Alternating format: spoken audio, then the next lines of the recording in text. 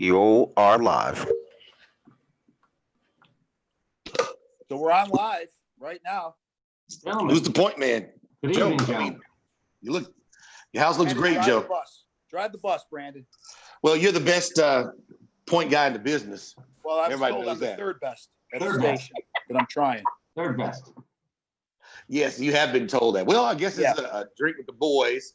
You have Chris Domino. You have Nick Cellini from Domino and Cellini. You have the Salute. College Football Hall of Famer, Joe Hamilton, the Super Bowl champion, Joe Hamilton, the Davey O'Brien award-winning Joe Somebody Hamilton. stop him. All right, enough.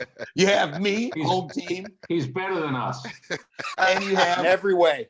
the ubiquitous and certainly the blood of our radio stations, Sean Nerney. We're just going to be here just drinking. We want to say thanks to the fine folks at Corona. Lord knows that I'm going to be having a great beverage, and so will everybody else tonight. We just said we were just going to have some talk, chit chat and talk, and I think we don't need to. We have a segment on our show called, well, really it's not a segment, it's a staple. We cut the bull. Let's just cut the bull and get right to it. And Nick, you made a very, some would say outlandish, but certainly memorable statement in a question you asked when you asked yesterday or the day before yesterday, is Mike Tyson overrated? Well, all I asked My you was, goodness, man. all I asked you was, what's his defining moment? Every great boxer has a defining moment. What's his? He's got some great negative defining moments. What's his positive defining moment? What is it? Leon Spinks. Michael Spinks. Michael Spinks. Michael Leon Spinks. was good too. Well, that was a huge moment. I mean, wasn't the man the youngest heavyweight Yeah. champion at He was. 20 years old? Think about what you were doing at 20. I know what I was doing at 20. Yeah. I was chasing somebody's daughter around and I was drinking alcohol. This guy was knocking out the heavyweight champion of the world at 20. But compared to other great heavyweights. Now, Larry Holmes is kind of in a similar boat. Wasn't his fault. He didn't have anybody great to fight. Mike Tyson, the great fighters that he fought, took care of business. And every great fighter had a loss that they avenged. He never had one. Every one he lost, he never came back. In fact, he quit the second time around against Evander Holyfield. That's why he bit his ear. He knew he couldn't beat him. So here's the problem with Mike. Here's the problem with Mike Tyson. I think we all have the image of the towel on top of his head. It was that walk into the ring. And by the way, I saw with Michael Spinks, that man didn't have an ounce of sweat on him. He had no chance. He was afraid. Like, you hate to say that about a grown man in a ring, but he was afraid. He wanted nothing to do with it. How do I know? Because it didn't even look like he warmed up. The problem is when you look back at Mike Tyson's career, there is a handsome Dan nature to the whole thing when all is said and done, when you try to add up what his accomplishments were. Brandon, I love the fact that he respected the fight game. I love the fact that he said, this is about no socks. I don't need no robe. I don't need no fancy clothes. I don't need any of that stuff. But he fit the time for what the time wanted and needed. And if you look at the totality of the career, there was a handsome Dan category to it. He fit the suit maybe more than he actually had a career that you're supposed to talk about and rate as one of the best. Well. You know what, Chris? Do the comparison game. If you had to, say that just maybe, that he didn't fight the opponents that's all-time greats, and his career record doesn't show that.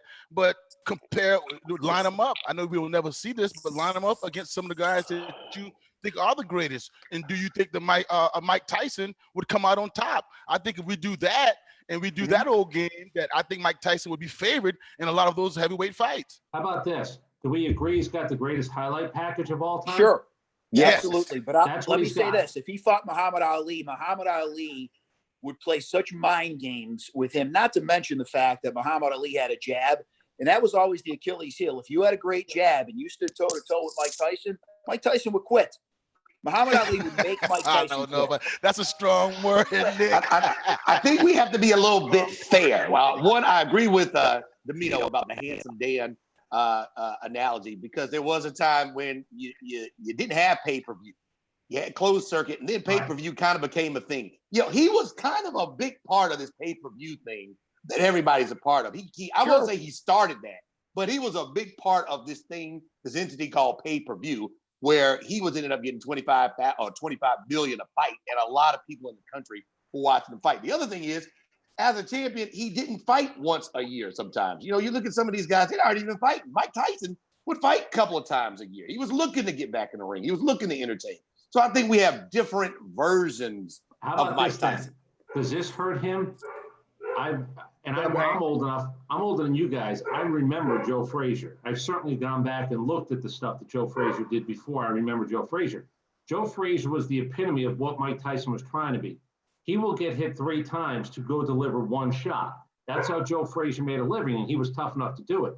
Who really had big bombs that Mike Tyson had to worry about as he made his way in?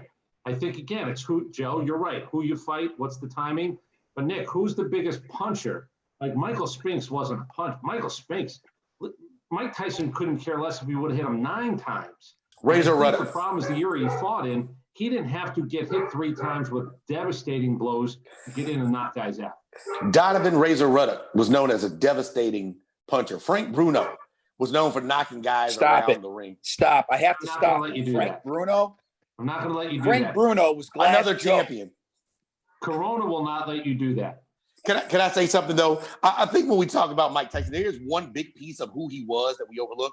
His defense. Does anybody remember you talk about taking the punch and how tough? You couldn't hit him the first Great part of his defensive career. fighter.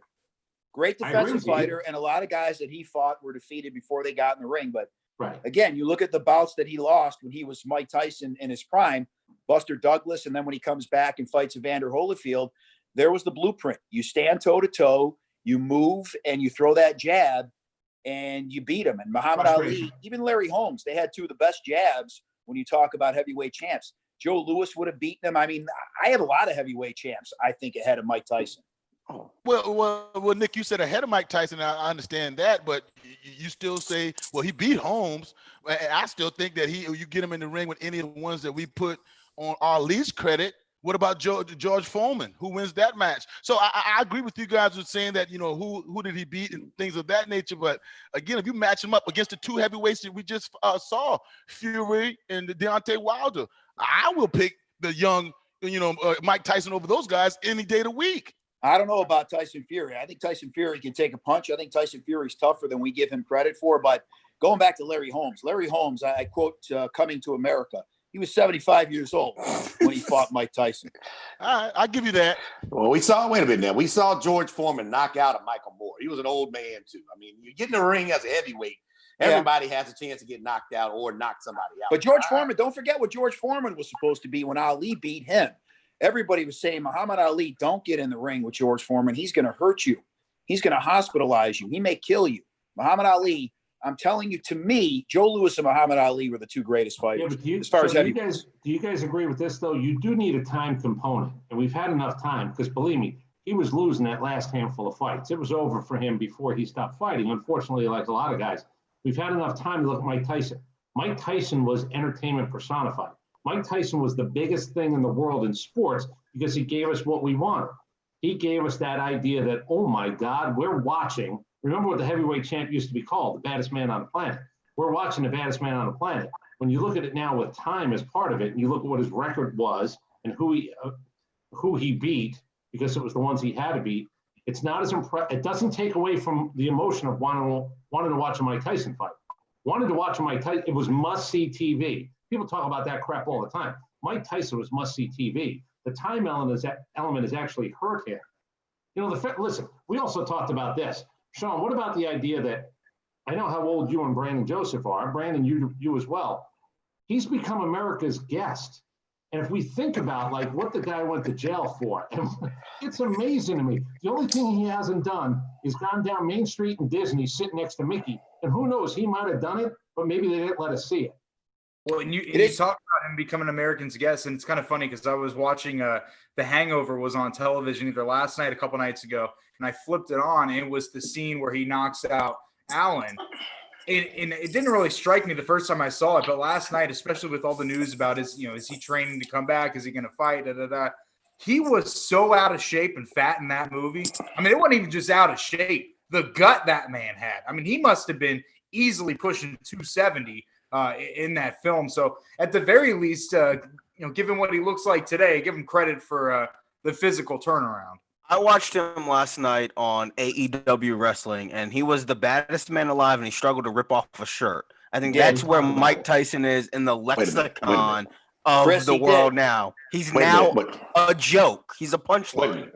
Wait a minute. First of all, everybody knows, as Hollywood Hulk Hogan and the Hulkster showed us, you don't just rip a shirt. What you do is you come to the ring with the shirt cut 2 inches down the front of the neckline. So when you do rip it, it actually is easier to tear. What you saw was a man rip off a shirt that had no cut on it, BJ. So to try to destroy this man's legacy because of a shirt snafu, I just think that's a bit strong. Domino, you said it at the end of the show. It's T-shirt 1, Mike Tyson nothing. Yeah, that's really stupid to not be prepared or have practiced it enough, because at least Elvis's guys were smart enough to have fake boards, have pre-cut boards, balsa wood.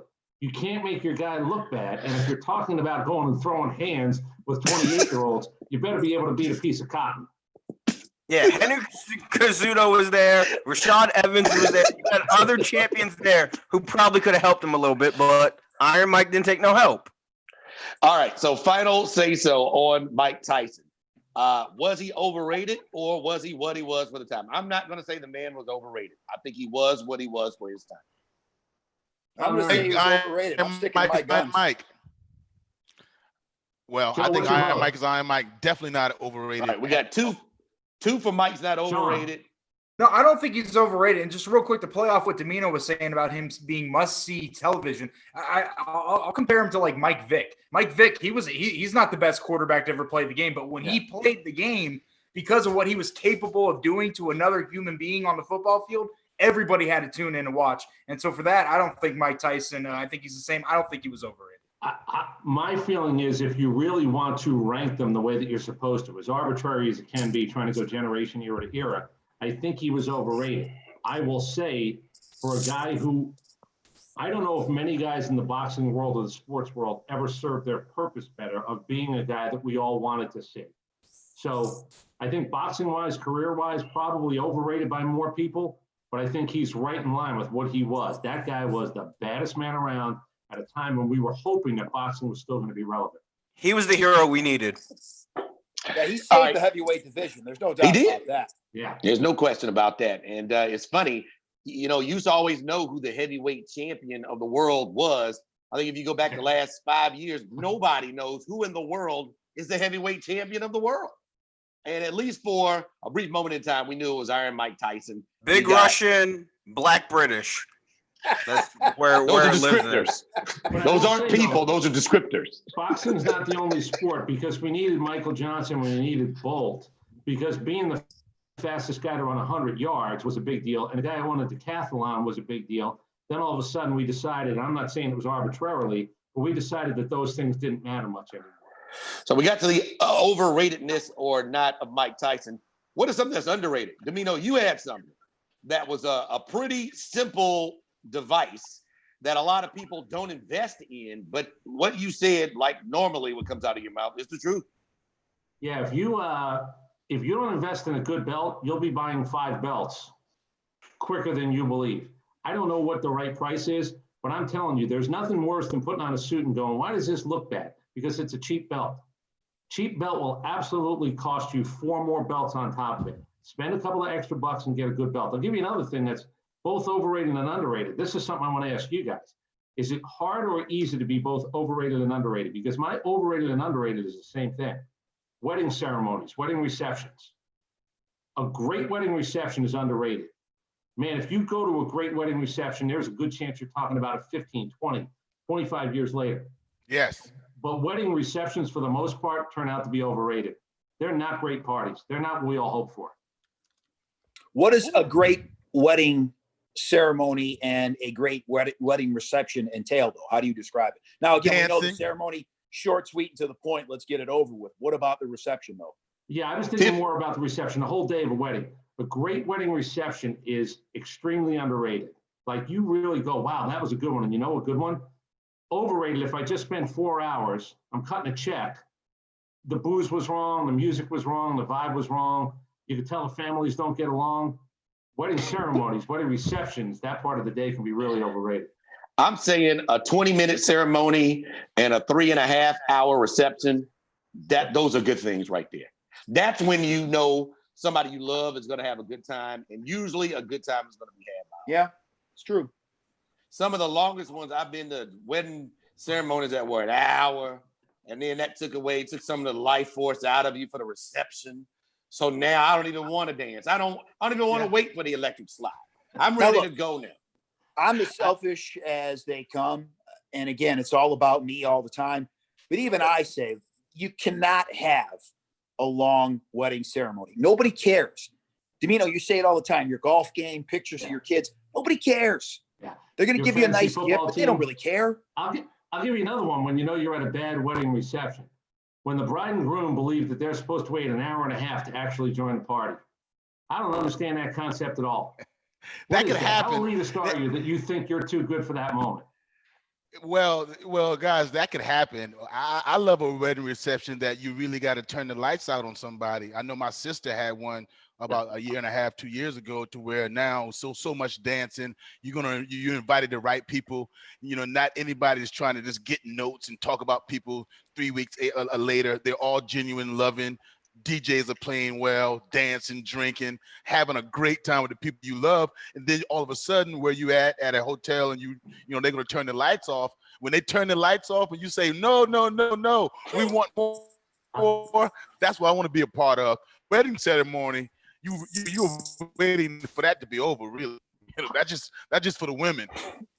One of the best ones I've been to in the last few years, one of my good buddies, Andre, he got married at a brewery. So they had half of the stuff already set up where you sit down for the ceremony. It didn't take more than 25 minutes. They asked for 10 minutes so they can get everything set in the reception area. It was all coordinated like the Nernies, when the Nernies had the coordinated seats. I like that kind of stuff where you don't have to play musical chairs with people to run to a seat. And then we all had the reception in a brewery where the beer was already ready to go. Well, look who's here. Fantastic way to do Speaking it. of beer, hey, raise your hand if you had anybody else at your wedding reception decide that they were going to get busy with their wife in a coat closet. Where somebody told me, swear to God, somebody came out and said, there were two people in the coat closet. And I was like, well, you got to point out who they are, because I was nervous that they weren't married or they shouldn't have been in that coat closet. True story. Memorable when somebody at the reception place says, we're going to have to actually maybe ask these people to leave. The good news is they were married. And I said, no, they could stay. They're married. I was more nervous about having a referee something, Joe, at the end of the night. Where you're absolutely right. Blamed for it. As long as they're married, they're okay. Exactly. Well, Joe, some people are into that type of thing, sharing. Who's the judge? Hey, whatever floats your boat.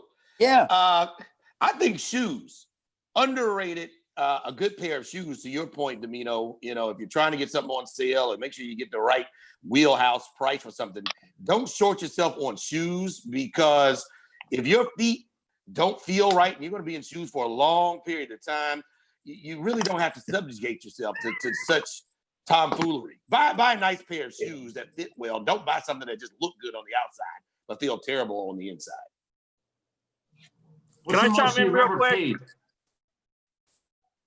What if we say no, Hoyt? Are you not going to chime in? Go No, ahead. I'm still going to chime in. I just interrupted this because we're doing a power hour later tonight on Zoom, and we want to know if anybody was in. What time are you doing the power hour? 9 o'clock. It will not be It will not be broadcasted. So if you feel safe doing a power hour with us, you want to join? Domino, Nerny, home team? Send me a link. Send me a link. Click on it. Hey, why See you? where I am. The wife lets me. Send me a link as well, Hoyt, please. All right. Domino? Send me a link. This is all y'all Domino's way of weaseling out of this shit. This is like when my dad said, ask me later. Exactly. Well, I expect to see you guys there 9 o'clock. You have to All right. bring at least 7 beers because it takes 7.5 beers in 1 hour. Okay, I love you guys. Love you too. Bye, Brian. Yeah. I worry about Hoyt. I really Yeah, do. what did I just get myself into? What did I just sign up I for? worry You about didn't the commit. man. You didn't commit, Joe. Joe, listen. You know what that was, Joe? That was a verbal commitment, but you didn't sign the scholarship. Thank you. Hey, I needed that, my friend. Thank you. Joe, you know what that absolutely was? correct. Putting that Never on. mind a verbal commitment, Joe. That was the devil. That's what that was. We were talking also about Joe. I think you're one of the best people that I've ever come across in my life. So I think you treat people well wherever you are. What about tipping? I was talking about a tactic and a technique that I use if I know I have a good bartender, I know I'm going to get good service.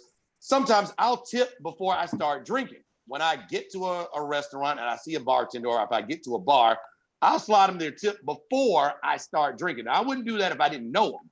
But once I build a rapport, know that they're consistent, know that they would take care of me, I get that in early. So one, they can know they're getting tipped. They already have their money in their pocket. But two, it might help me with my service if there's a busy night down the road. How do you feel about tipping?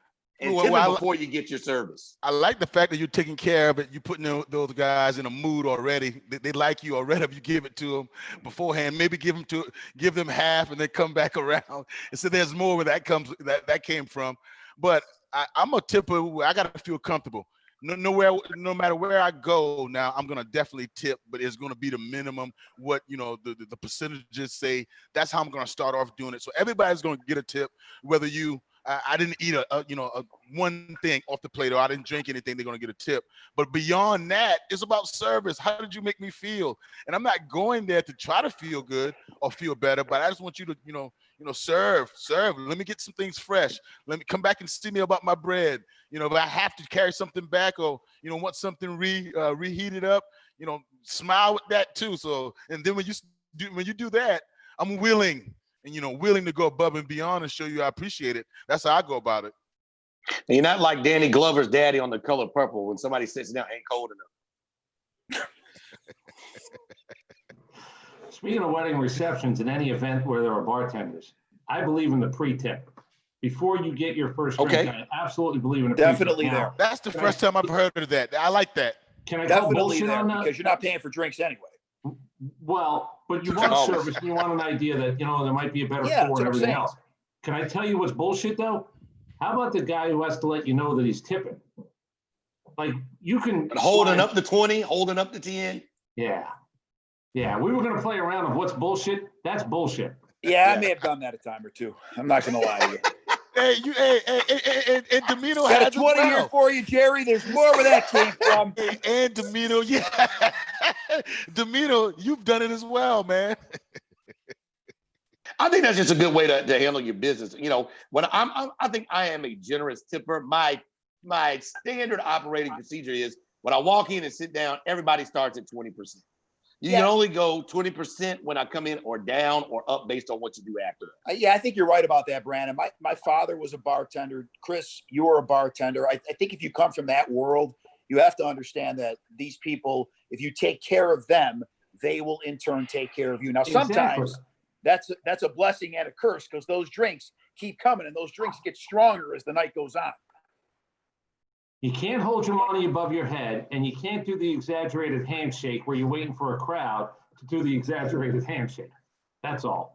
I seriously believe that every person in America should have a job working in a restaurant in some capacity as a server, just so they get that, because I'm a great tipper too. I am the cheapest SOB, I live under my means in every facet, but when it comes to tipping, I tip more than I probably should. I agree.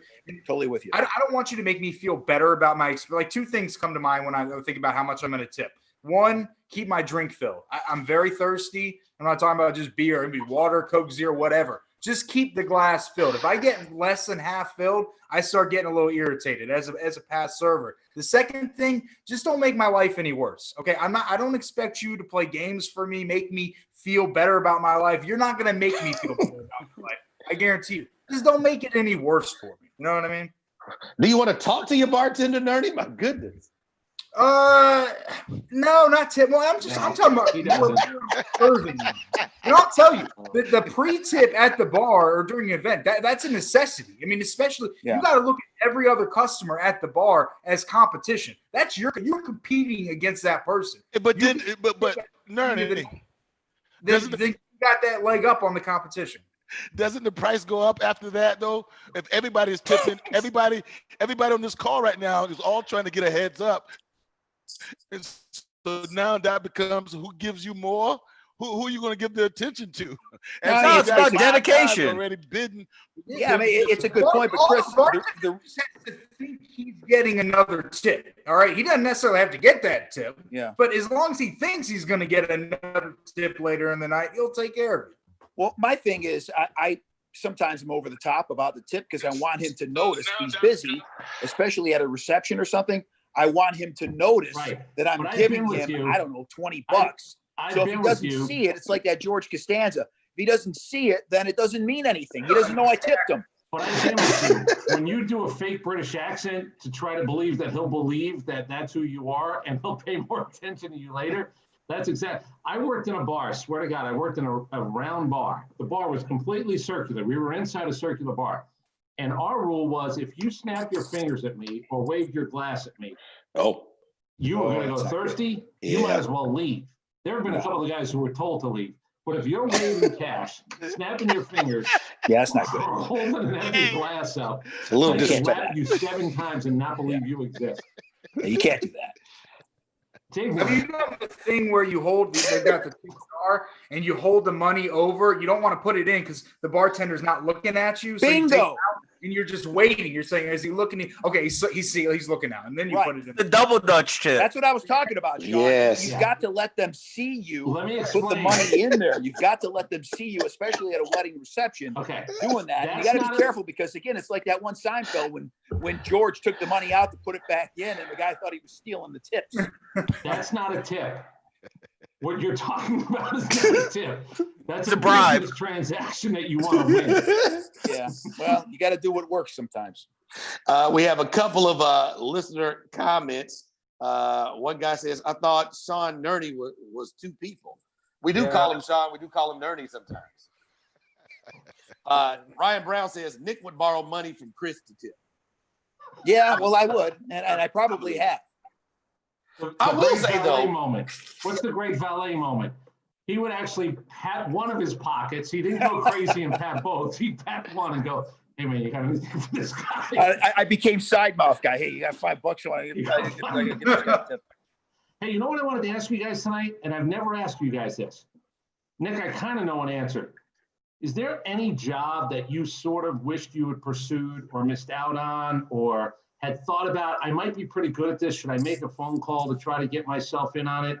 I had somebody remind me of something last week. And again, I'm just asking you guys that, Joe, whether it's coaching, Brandon, whether it's in this business or out of this business, was there anything you look back on and you go, boy, you know what? I took a left.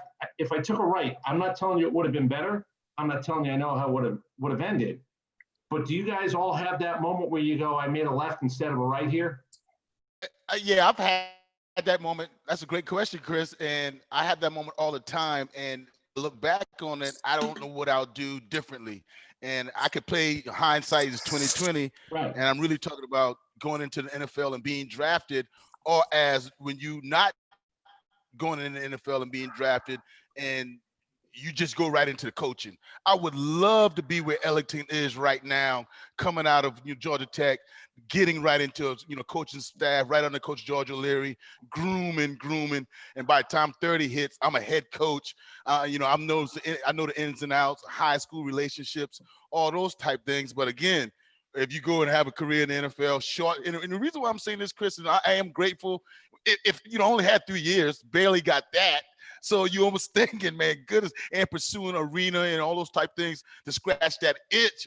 And you look back at it, man, you could have been, deep into it like a Mike Tomlin, a Sean McVay, a George Goose Godsey, all those guys that you do come right out of it. You might pursue a career a little bit, but you think in your heart is going to be in coaching. If I'd have gotten that a little earlier, kept all those, cards at the conventions. I'm looking for some Coach Doug Marrone. I should have his number. I don't have his number. Those are contacts and things like that. When I look back and say, goodness, I might have blown an opportunity. I've walked a charmed life, Domino. I've been one of the luckiest guys in radio. I'll be the person with that. If I had to do something differently, maybe gone to law school. I think I would have been. I'm interested to see, and my mother and I have talked about this. What if we had gone to law school together and we had been our own law firm, leak law firm, where you go and get them and I clean them up, whatever our slogan would be. And I wanted to be a sports agent. So that's where my the sports and talking about your opinion and arguing for what is right kind of intersects. But I think if I had to do something differently, I don't know if I would change anything. Right. If I had to do something differently, I would probably go to law school and be a lawyer or a sports agent. That's probably. I thought about, as you know, I thought about being an astronaut, but it just didn't work out for some reason. How long, fear Nick, of did you heights think then, about it? Probably the fear of heights and lack of an ability to do math probably Yeah. would have done you in early. In Would have your done Those career. are two. Yeah, those are two massive barriers. And you can't leave your teammate. You have to kind of be in there together. Great point. Great point. Hey, where's Mine's he going? weird. Where's he going? Mine's, He's leaving. Anybody seen? What I Float away. go back. By the way, that's true. The person least likely that I'd want to go on a mission to outer space with is the guy that I work with every day. Yeah. Can you imagine if I was on Apollo 13? We're all gonna die. There's no hope. What did you say you would have done on the Titanic? Oh, I told you, I'd get in that lifeboat with the women and children. You would have been Billy Zane. No dignity. Who would have lived to tell the tale? Well, no, he wouldn't have been Billy Zane because Billy Zane actually paid for that seat. Yeah, Remember, he gave you're right. cash to the guy. He would was have been one screwed the out of guys his state. who slipped on and tried to hide under an overcoat. Yep. I'm a great orator. You need me to tell the story. I wouldn't have hidden. No, I'm just getting on this boat.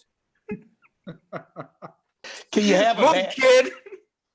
you have a bad moment as an astronaut? Certain jobs you can't have a bad moment. True. Astronaut, you have to be one. Pilot, you probably have to be one. We could have bad moments in radio, and then we can get to the commercial. I almost did.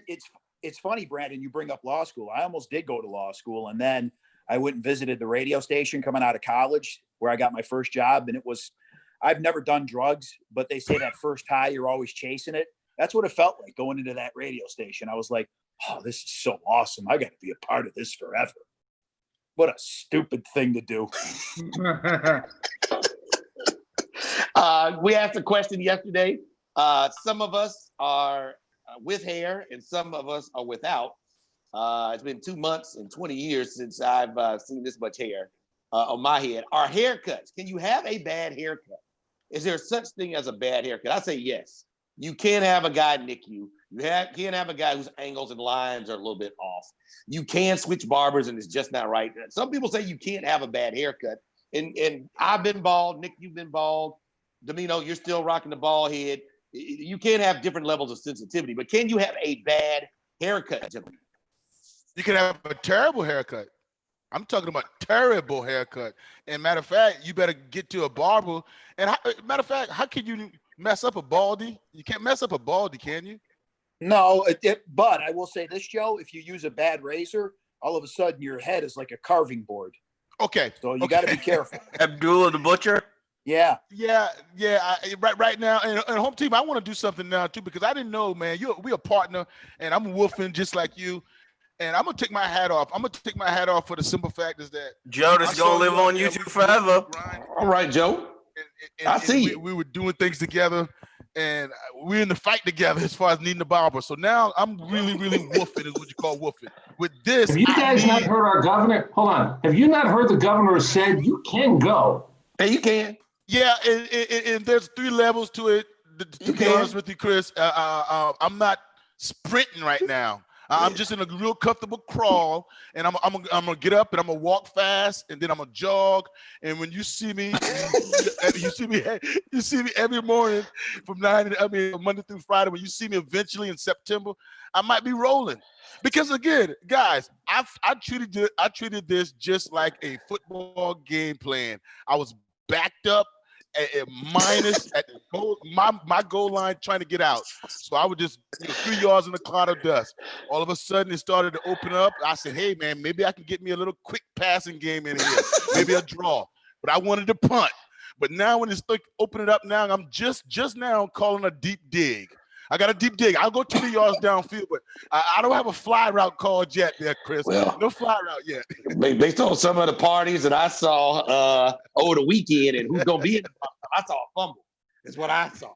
I'm going to wait a couple of more weeks. Has anybody talked to anybody out of state and asked you about the whole tattoo parlor? Like, why tattoo parlors?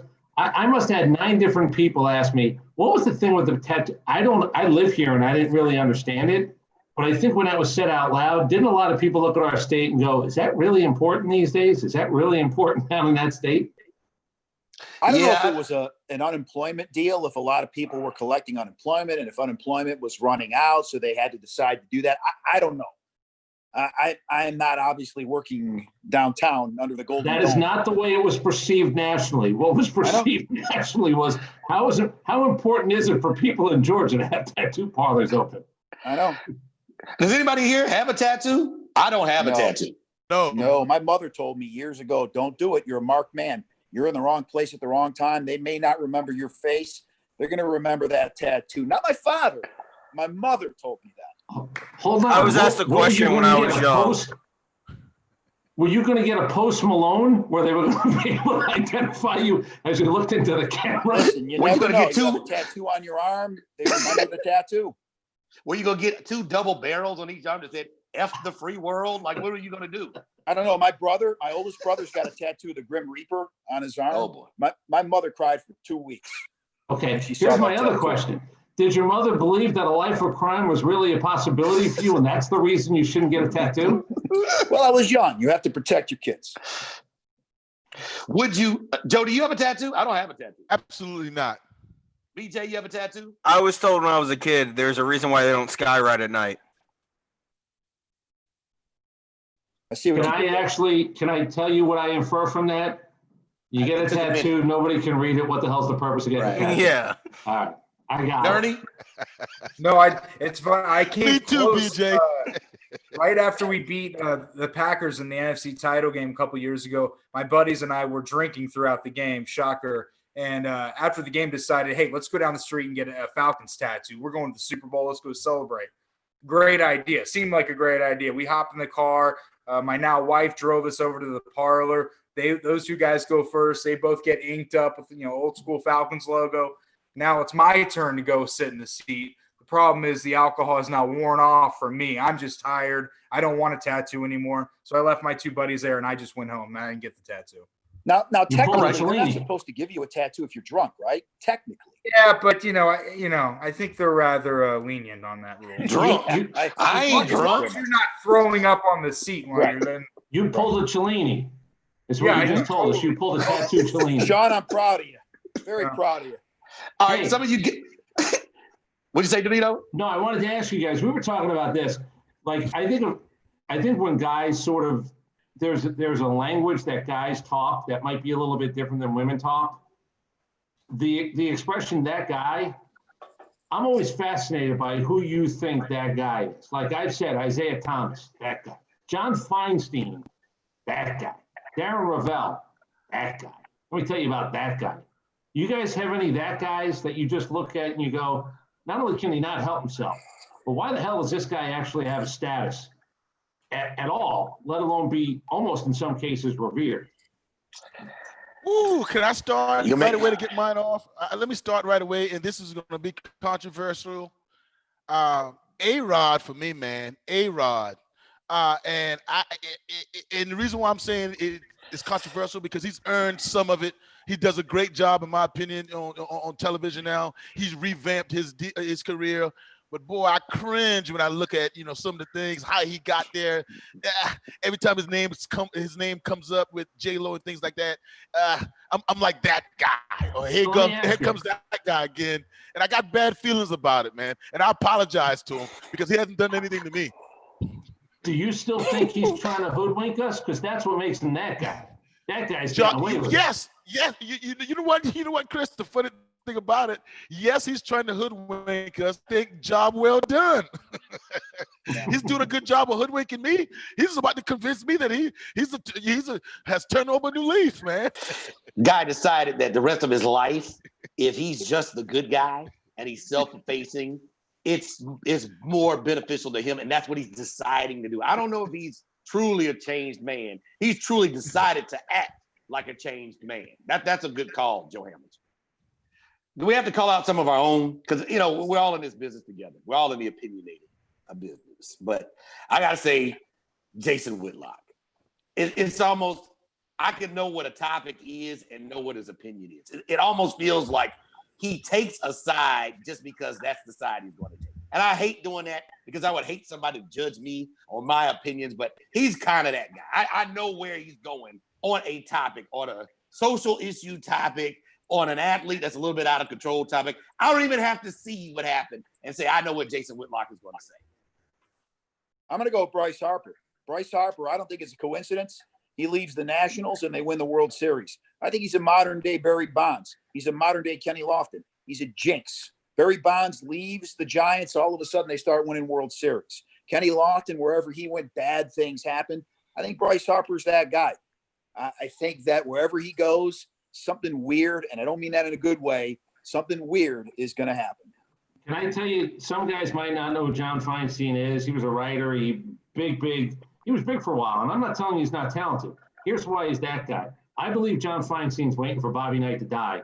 So a guy that he hasn't spoken to in 30 plus years, he's going to be the first guy that people call, and he's going to revel it. Instead of saying, I haven't spoken to Bobby Knight in 35 years, he's absolutely going to take every phone call and just say, I'm the Bobby Knight expert. That's why I think he's that guy. I think he's waiting for that moment so he can actually have another minute in the sun.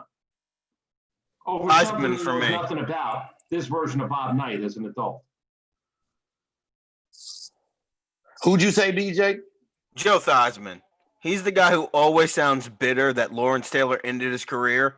So even when he was calling Monday Night Football and from there on out, every quarterback, when they did something wrong, you could hear the error in his voice that he felt that he could do it better. Joe Theismann, we talked about bodies changing. Joe Theismann was one of those guys prior to obviously the injury. All of a sudden, he got bigger and stronger later in life. And we've never, Chris, really talked about that before, but he was bragging about how he was able to change his body. Now I'm thinking about that a little bit. Change his body or doing his career? No, late in his career, the last 2 or 3 years of his career, all of a sudden he got bigger and stronger. And Can sometimes, I say this, Chris, though, Sean, do you agree with me? Nobody's ever had a problem with a guy in the NFL doing roids. No. And I believe that I don't have a problem with anybody in the NFL doing roids.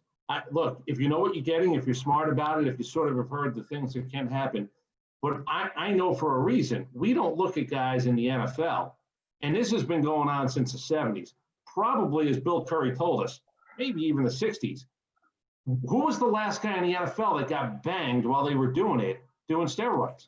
Tony Mandrich is really the only one that comes to mind. But my only thing is, and we talked about this today with baseball, I don't much care anymore with Barry Bonds and Mark McGwire because the pitchers, I think that entire era was dirty, but just don't insult our intelligence. You can't, like Mark McGwire's body changed later in life. We talked about Theismann, Barry Bonds. Don't insult our intelligence. We know what you're doing, and it's not flaxseed oil. It's but do we all agree, impossible Sean, to do you make agree gains that like that NFL unless you're doing guys, other things. in my mind, get a pass just because of the sport? Well, I think the public perception is, well, yeah, they have to take something. Look what they do to each other every day, week to week. It's so physical that, obviously their bodies are going to be hurting. I think probably the most recent, and it really is, it doesn't come up very often. And I think Brian Cushing, when he was with the Texans, he had a few run-ins with the PEDs for sure. But yeah, it's definitely something that never got the stigma that the MLB really attached to it. Hey, Joe, Bush was on roids in high school. Yeah. Joe, What'd you say, Chris? if you found out, and we've already established you're better than us, you're probably a more decent No, human big being than deal. all of us as well. I disagree with you. No, I hadn't established that. No, I have not established that. That's been No, we established. have. Chris, You don't have to say it, Joe. no, and I will not say it. I don't believe it. Hey, but I tell you this, Chris, with what you're saying to Nerney and guys get a pass and guys would, be okay with it. Man, I wholeheartedly disagree with that. No, that's still cheating. That's still at an advantage. Maybe the fans and media will but not be able to tell, but we find somebody that's doing that on another team or getting an extra edge, being able to recover, what have you. No, that's a humongous deal. All right, I'm going to ask you a question. You got to be honest. Will you be honest? Yes. Okay. Yes, absolutely. You're playing quarterback Wife and in kids the NFL. upstairs. You're playing quarterback in the NFL. You make it to 30, but you got a couple of years left. And you want to prove you got a couple of years left. You got a couple of big moments in the contract. You got a couple of years left where they're going to pay you big money. You wouldn't be tempted to put it all in your trunk and bring it over to your offensive linemen's houses and say, I need for you to do this, and I need for you to do this, and I need for you to do this. Because I'd be really tempted to make sure the guys in front of me were well stocked. Oh, yes. Absolutely. That's who I am now, Chris. And I'm just as honest with you. And my partner, Leek, I mean, he's shaking his head. He's disgruntled now. I'm leaving chips on the table. I am sacrificing for those 5 guys you just talked about. And maybe throw in a tight end, a blocking tight end, throw him in there too. He can get a piece of the pie. Yes. I tell quarterbacks now every day when I train a few of them now, I say, hey, listen, it comes down to your last cookie, your last donut. You give it to them. And then you never, ever fuss at them. No, you have to do that. Well, And you know what? Sometimes, what? Clenbuterol, Dianabol, human growth hormone. Oh, no. If you're talking about that, no way. Yeah. No way. Because they talk about the pain of regret. You talk about the pain of regret, Domino. That's cheating. And that's enhancing cheating. And that word is going to spread. No, you can't do that. You can't do and that. They told me you were juiced up for that Maryland game. Monetarily. If it comes out that you were juiced up for that Maryland game or that Thursday night game, I would be destroyed from the inside out. Hey, Sean. Yo. Somebody tells you can take something, producer steroids. And it's going to absolutely help your career. You're going to get away from us idiots. You doing it? If I can do steroids? Producer if I do steroids, it'll get me yeah, probably, yeah. Yeah. All right. I'm not doing it. You know, either you win or you don't win. Either you can hit it or you don't hit it. Either you can throw it or you don't throw it. You see these weights over here? Either you can re-rack them and put them up or you can't re-rack. If it was good enough for Lyle Lozado, it's good enough for me. I'll say I was never tempted to do any kind of steroids or anything. I think I did Muscle Milk and Advocare. I think that was I did creatine once, and then I pulled a bunch of tires. I was sick for 3 hours. I never did creatine again. And I'm not trying to be a Pollyanna here. Don't you want to figure out what you can do? How do you know what you can do if you're putting something else in you and it's helping you do it? All I'm saying is this: as you get older, sometimes you need a little boost, and lowtnation.com, it comes into play there. And listen, you feel good. You're throwing weight around when you're 53. Mike Tyson's 53. I'm going to be 53.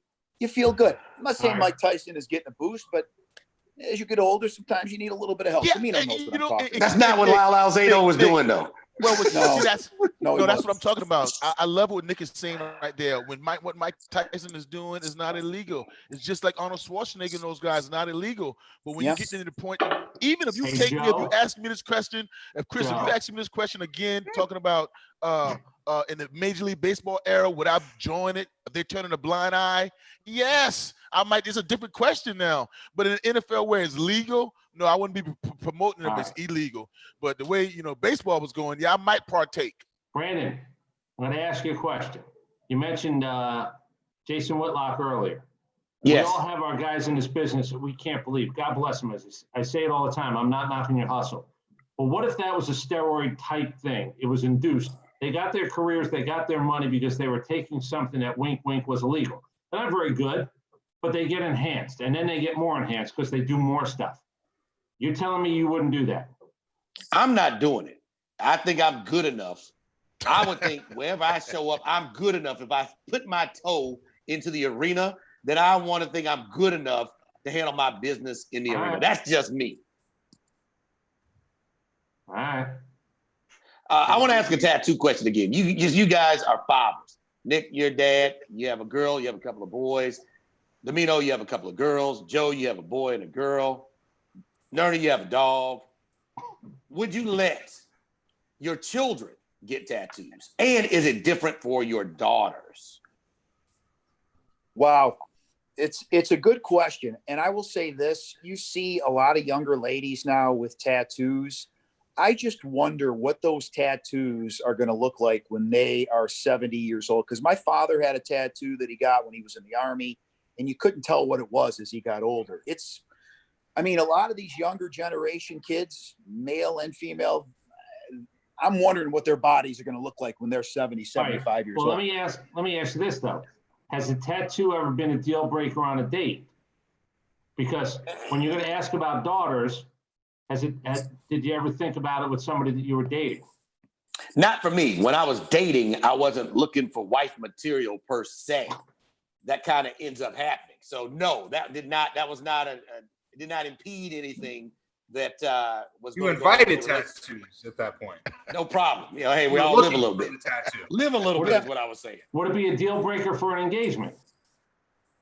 I guess it's there. So once you've decided you're gonna be with somebody until death do they part, Depends on the location too. Where is the Yeah. tattoo? Is it on your What face? if someone you're dating has a tattoo of somebody else's name, somebody else they used to date? How do you feel about that? that's a deal breaker. What Yeah, am I doing? it should have been a deal breaker for some. I've said Have too some much. class. Class that. Get that lasered off. What are we doing here? Yeah. I don't want to see Monty or whatever, you know. What are we Yeah. doing here? Would it be No, different you're for your daughter or your son, though, Nick? Like if your son said, I you mean, get a tattoo, you probably wouldn't like it, but if you got it, then what if your My daughter, daughter- said the same thing?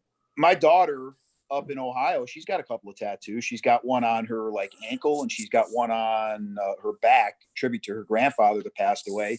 Not happy about it, but what am I going to do? Disown her? I mean, it is what it is. It's a tribute. Yeah, in a strange way, I blame myself. Yeah, my wife's got a tribute to her father under her skin. This is classic Nick. I'm going to ask you a question. Yeah, If you just would have gotten out with a couple of tattoos on you yeah. and not had some of the problems you had, would you have gotten the tattoos? Let me tell you something. I'd get a Paul Stanley Star Child star over my eye if it got me out of some of the problems I have right now. What about you, is it Joe? true that you almost got, Joe, did you almost get a Ralph Region tattoo? No, Sure, Ralph. well, nah. I talked to Coach the other day. Now, I wouldn't mind. I would hope that it's after. I would hope that it's after they go to college, after 18 years of age. I would start to try. I'll be real disappointed if they do that while they're still in the house. But I would only ask why. Is it a symbol? I hope you're not trying to do it because some friends do it. But I'm with Nick on that one. What am I supposed to do if they do go behind my back? Yeah. Just do it. Just, hey, man. All right. Okay. What did I do? I'm not going to be like, what did I do wrong? Yeah. Right. My 14-year-old's in Florida right now. Vegas odds have it at 64% she'll come home with one. Now you never know. I just don't want it. You know, I still will stick to the old adage, you know, I hope you're able to cover it up.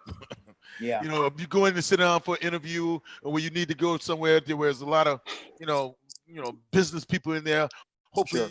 you can cover it up. That's it. Nick knows this story. I went through a drive-in one time in Decatur. Swear to God, my kid's 4 eyes. There's a woman at the drive-in who had Catwoman. It literally said Catwoman from the bottom of her ear across the neck. And I said, where can you go with this? One of my buddies told me a story. Well, we're on Zoom and it's just guys talking to other guys. He said he was dating. He was a single man at the time. And he was doing something, you know, that grown folks do sometimes when they decide to do it.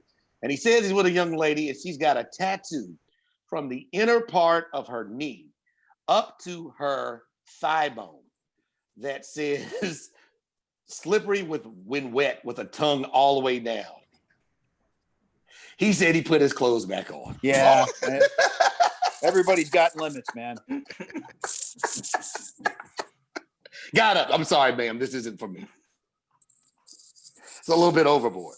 All right. Well, we got tonight. I'm going to see myself out. We got some stuff done tonight. Mike Tyson, we got to whether or not he was a fraud or not a fraud. Is he one of the greats of all time? Should you invest in shoes or belts? Underrated things. We got to that guy. I like that one, Domino. We should probably do that one again in a different form. And then we got the tattoos for ourselves and for children. I think that's a pretty good gamut of things to cover in an hour. We also have to mark down Sean because you're the one I asked about Oak Island. Right. Things that are bullshit. Einstein failed math, bullshit. Trojan horse, bullshit. Oak Island, bullshit. At some point, we've got to go through a list of things in life that have absolutely nothing but pure unadulterated. No, I got I sure wanted to get to tonight. I think a happy hour 2.0 is definitely needed, or unhappy hour 2.0 is definitely needed. I totally agree, Nerney, because I hadn't gotten to the fact that I wanted to get opinions on why we were giving MJ such a pass. Ooh. I mean, I mean, he's lying. I mean, he snitched. I don't say it, Joe. Say Michael Jordan was a snitch. No, call him a snitch. I'm not getting into it on this one. We over. Say Maybe it, it's Joe. 2.0, but I know he did lie, and I know he did snitch. Okay, and we giving him a pass, or at least most people. So I want to get into you guys' opinions about that. When you're 6-0 in championship situations, you get a Yeah. pass, I suppose. I'd have him on my team every day. Yeah. He was telling. He told on some people. So I I have don't call him a my snitch. team He as was well. telling. He told on some people, but Well, he didn't I'm- single him out. He didn't mention him by name, but like Dave Corzine was on that team, and I'm sure that Dave Corzine, the center, had to mention some things or explain some things to his family, saying that wasn't me, even if it was him. Nick, so is that snitching or not? And on the road, on a road trip, or what somebody's doing in a hotel that you knocked in, your teammates, is that snitching, my brother? I think it is because you're involved, whether or not you're involved. If you were on that team, you have to. I don't know about questions. that. 6 rings. I got to answer to my family. MJ helped me get a ring. No. 22 years later, I got to answer to my family. I know.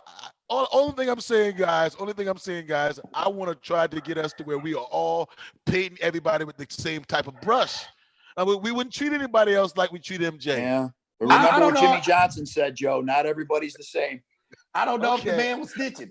If his I got teammates get suspended for doing certain drugs, is he snitching on them? Can you snitch on a man that's been found guilty of something? That's all I'm saying. Depends on what he's been found guilty of. David Stern was throwing people out of the league for certain drugs. And I mean, man just said what he saw. I mean, that was, he didn't call any names. But I think that'll do our time tonight, fellas. We covered a lot of ground. I'm looking forward to the next one. I want to say shout out to the fine folks at Corona. I had the Corona Here, here. Extra. Here. It Yeah, I worked had for the me. premiere and I had the extra. There you go. I'm gonna try Premiere the next time. The extra worked for me this time. Make sure you listen to Domino and Cellini tomorrow, 9 to noon on 680 The Fan. Make sure you listen to the Home Team and Hamilton show on the Sports X tomorrow from 9 to noon, if you can. And we'll be back on the next episode of a Zoom, get together, a drink with the boys. The next time we'll let everybody know and get the information out accordingly. Hope everybody has a good night. Have a good night, Hank. Thank you for watching. Thanks, Brandon. Thanks, Sean.